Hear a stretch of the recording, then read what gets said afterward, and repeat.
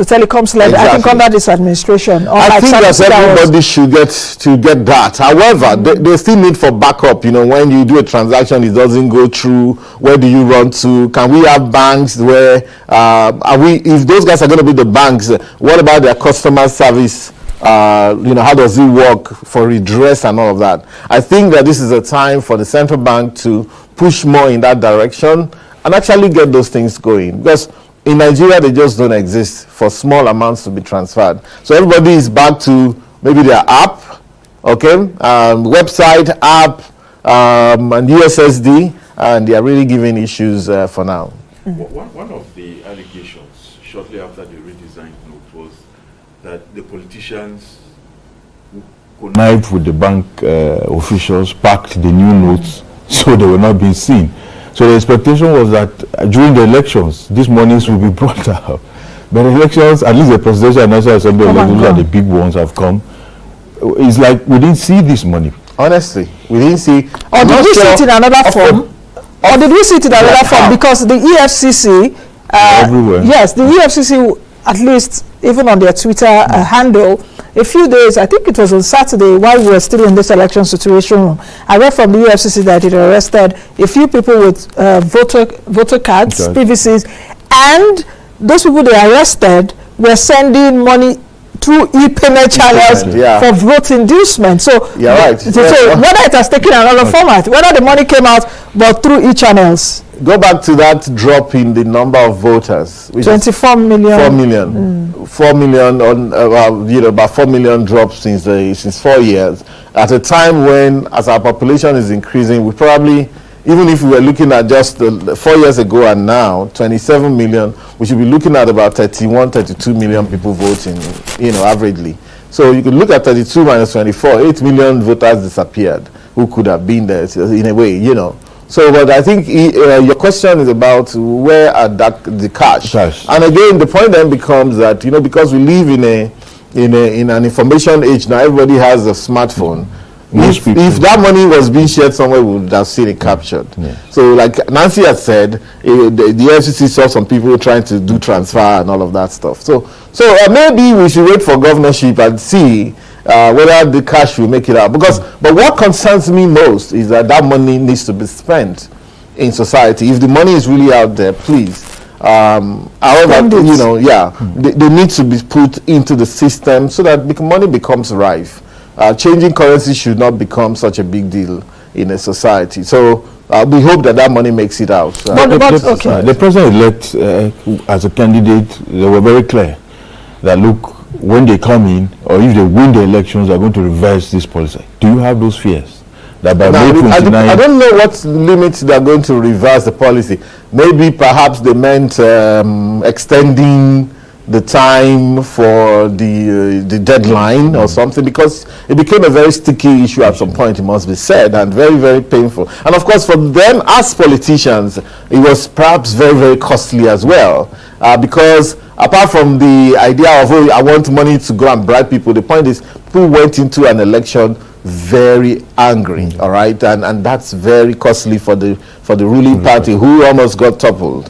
Between the two other big parties, now Labour is a big party, whether anybody likes it or not. There was 13 million votes as against 8 million votes from the winning party, and you see that this 8 million vote for the winning party is the lowest vote we have got in perhaps since the beginning 1999 for a winning party.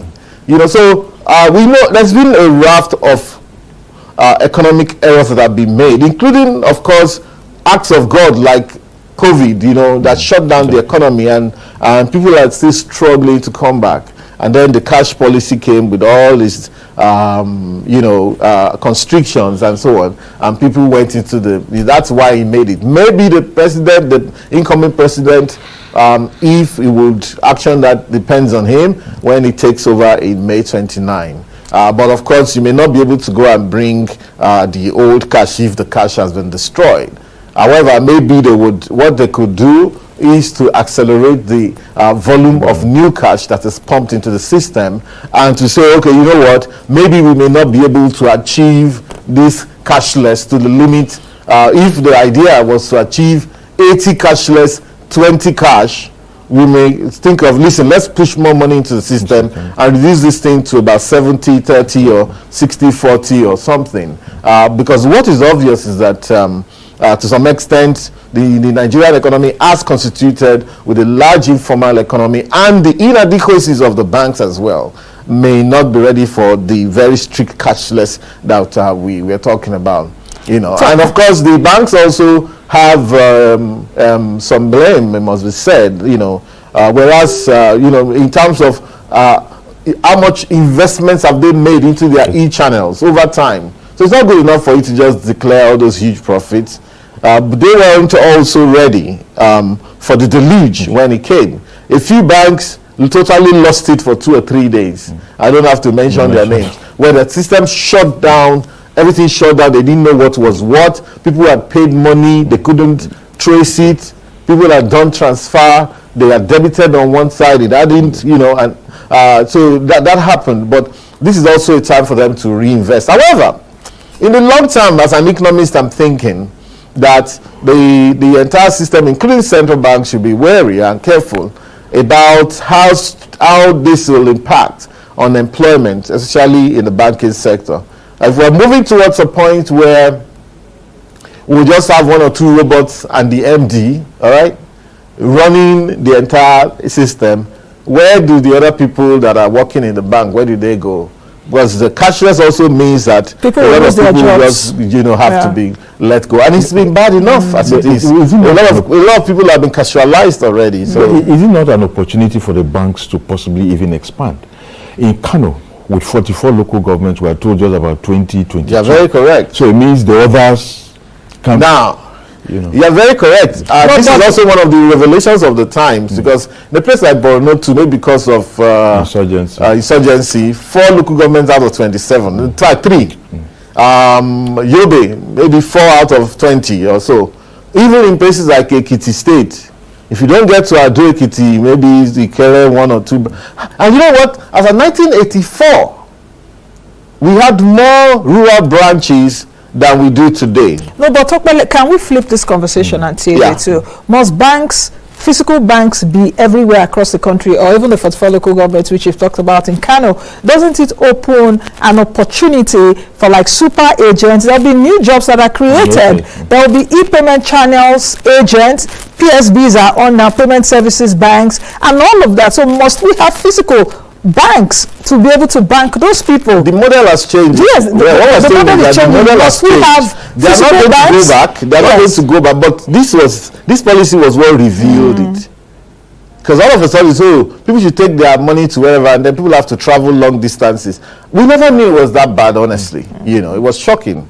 And of course, even the central bank had to send a lot of their officers. They had to send a lot of their top officers to different places to go and intercede and see exactly what's going on, in real time, But yes, of course, there'll be super agents, there'll be PSBs and new jobs will also be created. For people. Yes, hopefully. But mind you, that if we're talking about a huge illiterate population, they prefer the old model. It's a shock therapy. How about the POS? How about the POS agents that are already in the villages? That anywhere you go, like at least when you go to the villages, you just give the person cash, and the person will be able to transfer. It, but I don't also like it, because oftentimes I see that they are quite vulnerable. Okay. So you go to all those villages and you see that